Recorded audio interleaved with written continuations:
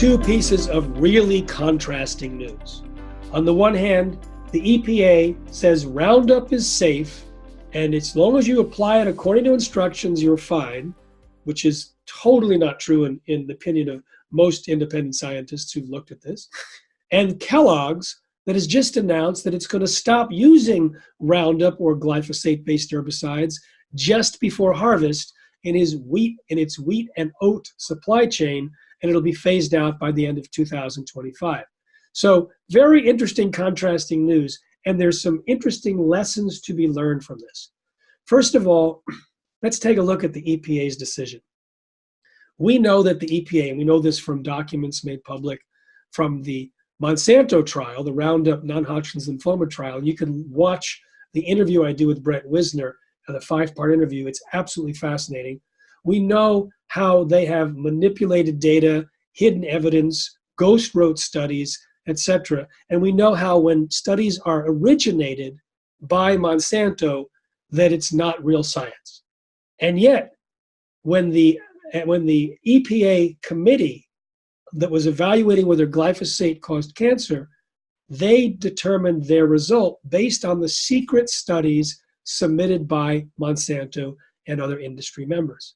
They based their results on studies which we now know have been ghostwritten by Monsanto, and they just paid scientists to sign on the dotted line.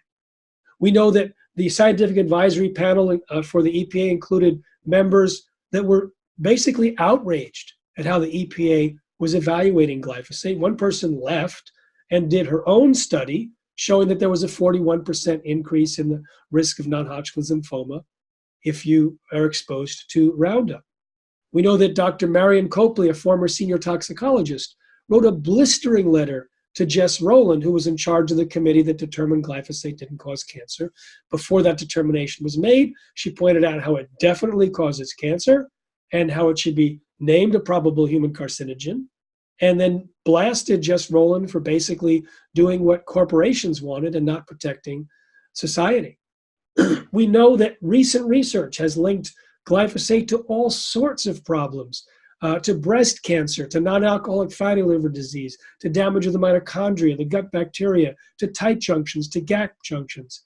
So we have the evidence that a normal person should use to stay away, to stay clear from Roundup. And we also know that the EPA has consistently avoided basically science in their evaluations of these chemicals. For example, they only require submitted data, and they don't do their own research, on the so-called active ingredient, not the full formulation. So the full formulation of Roundup is 125 times up to more toxic than glyphosate alone. But even the glyphosate that they compared it to is actually more toxic than the one that was submitted by Monsanto. In other words, they used a form of glyphosate that was the least toxic, that's never even found in the actual formulations. And yet the EPA allows them to get away with it. They also don't look at the low dose effects. We now know from more than 20 years of evidence that some chemicals act as endocrine disruptors at tiny amounts. But when Anthony Sampson was able to access 20,000 documents or pages from EPA's secret files with the help of his senator, he found that they dismissed results because it was low dose effects. When the non-alcoholic fatty liver disease research was just published a few years ago, they found out that the amount of glyphosate in the water for these rats that caused the non-alcoholic fatty liver disease was 437,500 times less than the amount that the EPA allows in our drinking water on a per body weight per day basis. So they had to do backflips to avoid the truth. And they avoided all of the memos that were made available from Monsanto's records that are now public as part of the Monsanto trial, how the actual scientists at Monsanto were not as confident as they are in public, saying that it's true that the full formulation might have caused tumors, penetrated at higher levels than the EPA should have allowed, that they violated the law by not turning over evidence that they had collected to the EPA. So the EPA had to do an amazing amount of put on a lot of blindfolds in order to come out with their statement, but they're protecting themselves over this collusion with Monsanto, now Bayer, for decades. On the other hand, even if we can't influence the EPA, the current EPA, we have had an influence on the food industry. We've been driving the food industry to be non-GMO, and now we're driving the food industry to take out the use of glyphosate where they can. Not the whole group, not the whole industry, but we have some pioneers. And the announcement by Kellogg's is enormous. They have already been working with suppliers, they said, since 2017. Now they're committing to remove the use of glyphosate-based herbicides as a desiccant, a pre-harvest application to dry down the wheat and the oats that are used in their cereals. Now, they're going to take until the end of 2025, which is not good news. So you may want to still avoid their cereals that might have glyphosate in it, at least until then. But it's very good news because it sets a precedent, and this is the precedent we want to drive. It's actually consumer demand that will have more power than trying to convince the EPA. Now, it's consumer demand and also shareholder demand. The beautiful organization, As You Sow, set up consumer advocacy. They were a consumer advocacy group. They filed shareholder resolutions in 2017 and 2020 asking the companies to eliminate this pre-harvest application, which isn't even approved for use in the United States, but it's still widespread.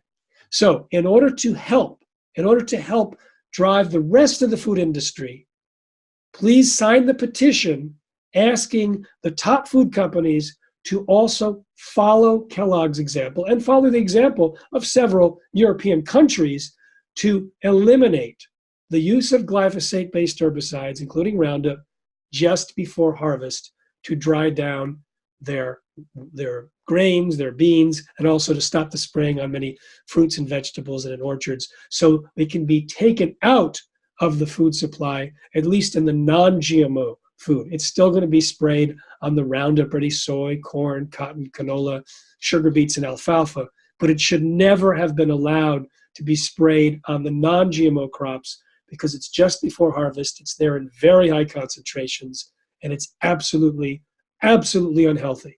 You'll notice that our petition is not to the EPA. We didn't spend much time trying to change the EPA's decision. We are spending time now to focus our attention on the food companies who want to continue to sell to consumers.